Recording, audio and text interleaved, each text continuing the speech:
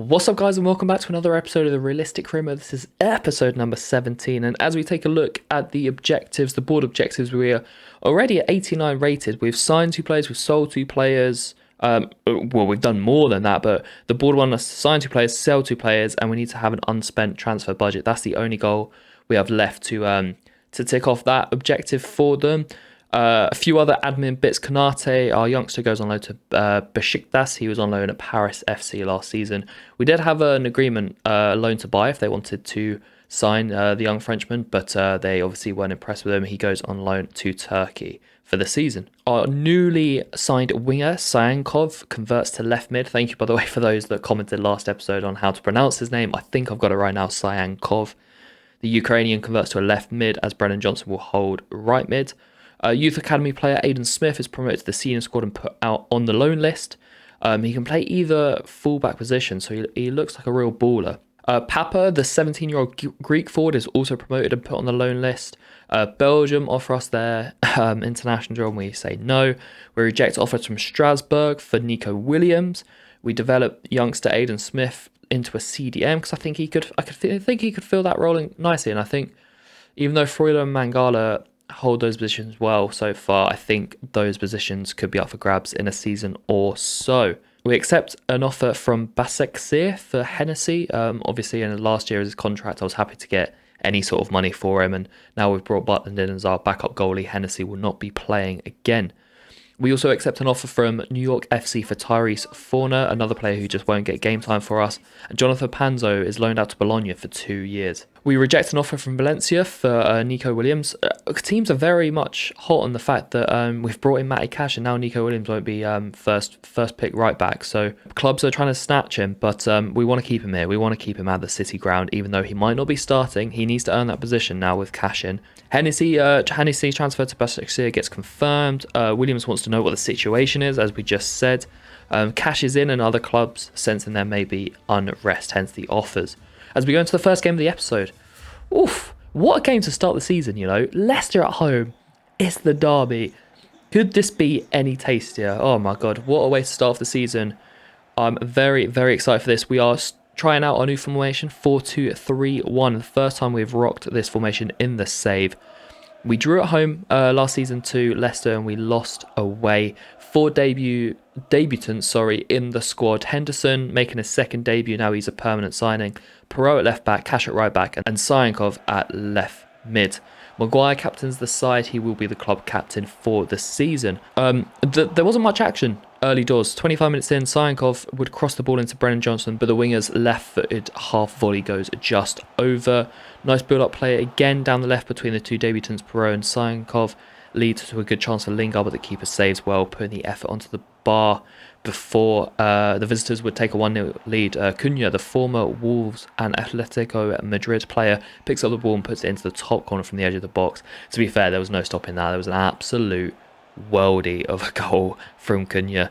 Vital stop from Perot. I don't normally add in defenders' blocks or tackles, but Perot denying Tielemans the chance to make it 2-0 on the stroke half-time. That was a key moment, so I was happy to put that in for the debutant. Awoniyi would feed the Swiss Freuler, but his shot would crash against the bar, but we would make it 1-0. Lovely ball from Lingard in behind for Awoniyi. I thought he was offside, but he was on, and the Nigerian carries on where he left last season. Bang in form. He puts it into the bottom corner. We make it 1-0.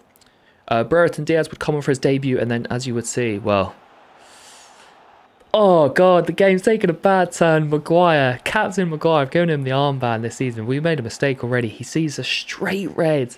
He slides in on Cunha and he gets a straight red as the Leicester striker was through on goal. That one was hard to accept. I felt like we were on top of this game, and I felt like the win was going to come for us, but now it would be backs against the wall, and as you would see, Leicester would make their numerical advantage count, making it 2-1. A bit unfortunate, actually. Cunha's shot was saved, but the rebound falls straight to Ojeda, who gives the Foxes the lead. With not much time left in the final 10 minutes of the game, and they would see it out. Henderson would make one final save as the referee blows for full time.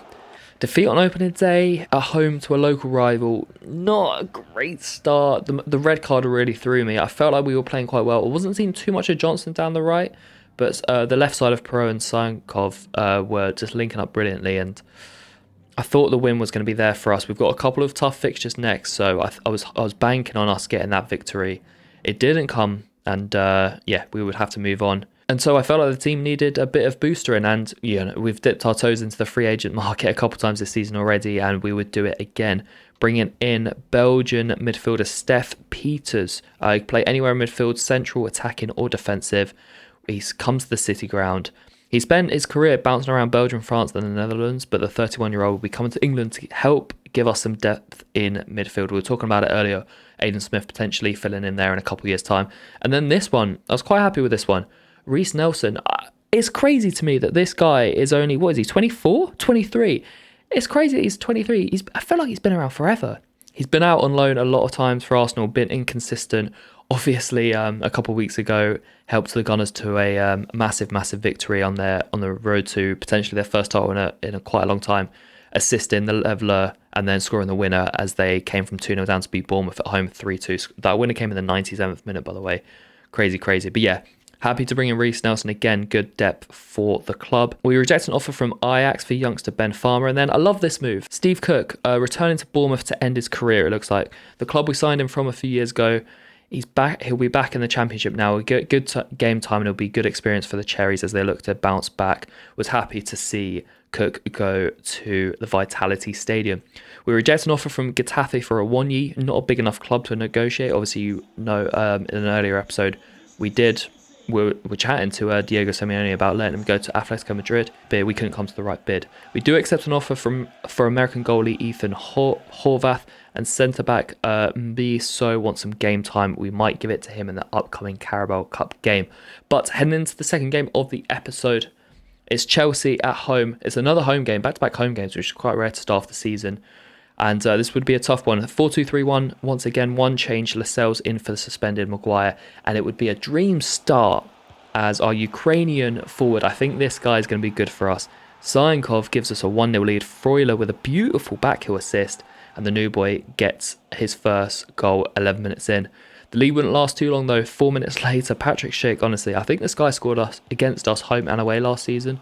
Very frustrating. He makes it 1-0. And then this.